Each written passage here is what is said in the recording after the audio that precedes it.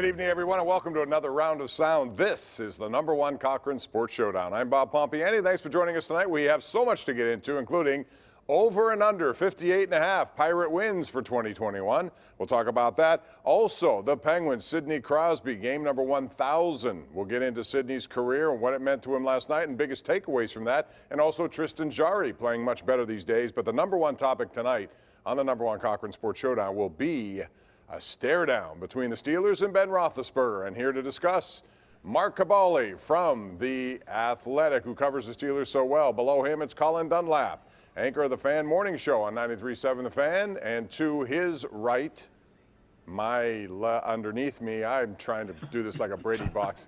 It is Will Griggs from the Associated Press. So let's get right into this now. Mark Kaboly, I'll start with you. Here's the quote by Kevin Colbert this week, and this is made a lot of people kind of raise their eyebrows.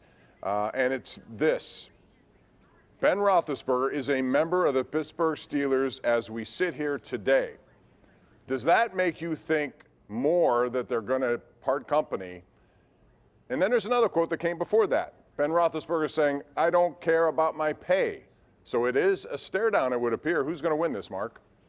Ooh, well, always the owner's going to win something like this. But, you know, if you asked me probably when Art Rooney talked last month, I would have put it up around 95% that Ben was going to come back. It was just a matter of getting the contract worked out and get things worked out and then move on from there. But I don't know now. It seems like to me they're yanking the guy's chain a little bit. And when I say about that is they can make a decision right now, right today, what they want to do with it. And don't give me this garbage about free agency and salary cap. They know where the money's going to be.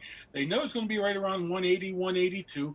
They know who's going to be, who they might want to sign and how much that's going to cost. So why not make that decision right now? Even if they want to, they can create money. They can push money into the future. They can ask him to take that $15 million roster bonus and push it to the end of the summer just to get him in cap compliance. They can get him under contract and assure him right now he's coming back, but they're not doing it for some reason.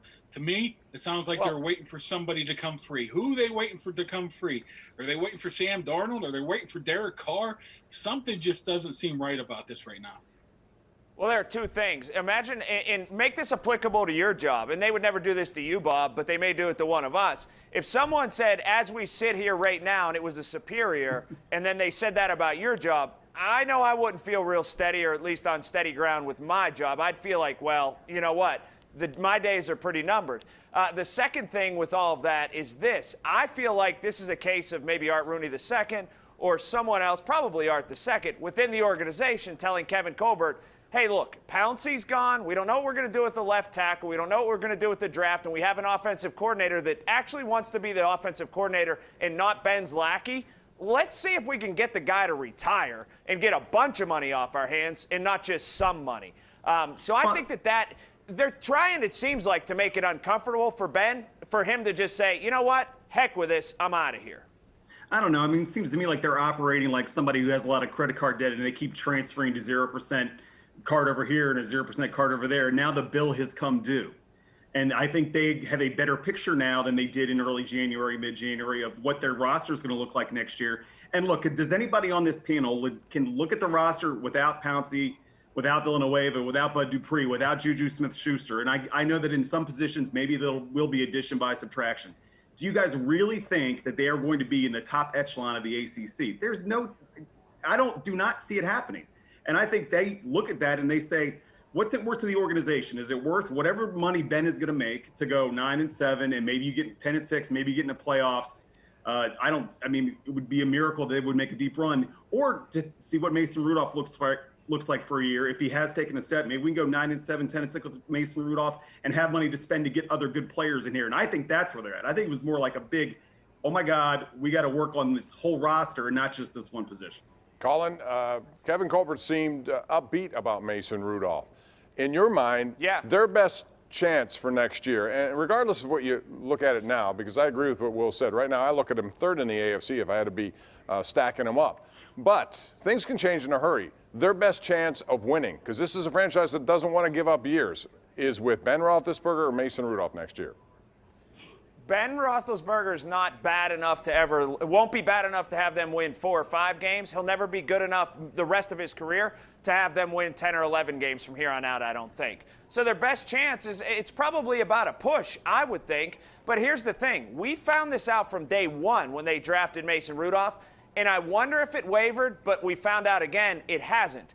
The opinion with Mason Rudolph within the walls of that building at the Southside facility is vastly different than the court of public opinion in Pittsburgh. Every chance that they get at that Southside facility, no matter who it is, whether it's Mike Tomlin, whether it's Kevin Colbert, whether it's Art II, they seem to have a much higher opinion of Mason Rudolph than the general public does here in Pittsburgh, and they're very willing to tell it to us. So that to me strikes very strongly. I mean, Colin, part of the problem that they have is that they are hemmed in by their own standard as the standard philosophy. Kevin even said it this week. Right. Any season that doesn't end in a Super Bowl is not a good season, which is, I mean, you know, first world problems in Pittsburgh. But, I mean, they have been able to do what other teams have not for a long time, but it's over. I mean, every team has to, at some point, has to take a step back to take a step forward. And if I'm the Steelers, and if Ben's 3 best friends on the team are all gone, what am I sure about his emotional investment, regardless of what the financial investment is? And is it really, when you look at the roster, if it's not talented enough to win the Super Bowl, what are we even doing here? I mean, the sooner they get started with this rebuild, the sooner they get to the other side. I would tell him to hit the road, Mark, because the reason Ben got here is because the Steelers went 6-10. I don't know how many people, they fail to remember this. That's how Roethlisberger ended up here, was a terrible season. It's just, his time is done. He's got to go. I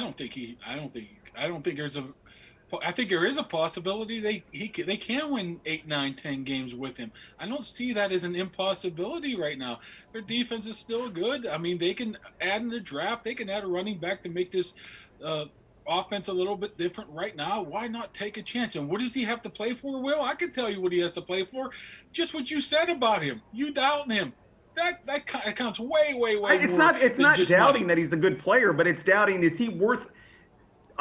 They won 8 games with Mason Rudolph and Duck Hodges, right? So I mean, if Mason takes a step forward, there's a chance that they could be 10-6 with Mason and have $19 million to spend in free agency to maybe try to keep Juju instead, to maybe try to keep Bud instead. Those are positions that need more, where the drop off I think is more significant than there might be at quarterback right now. All right, we're going to do that next year. You can do that next year. Mason will be a free agent. Where's he going if he has a chance to come back here and be a starter? But if Mason plays this year, and Ben doesn't, at least they can. By next year, it'll be one of two things: either they'll go 6-10, or Mason will be good. I don't see how either of those things are bad things long term. 8-8 again. All right, we got more to talk about on this topic. And let's say, for example, when we come back, if Roethlisberger wants to play, and clearly he does, and if the Steelers make it so that he won't come back, where does he end up? Does he continue to play? Does he retire? We're also talking about J.J. Watt, everyone's favorite name here in Pittsburgh. That's all coming up right here on the #1 Cochran Sports Showdown.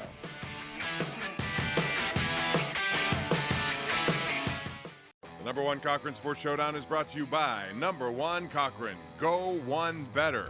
And by Highmark Blue Cross Blue Shield. Have a greater hand in your health.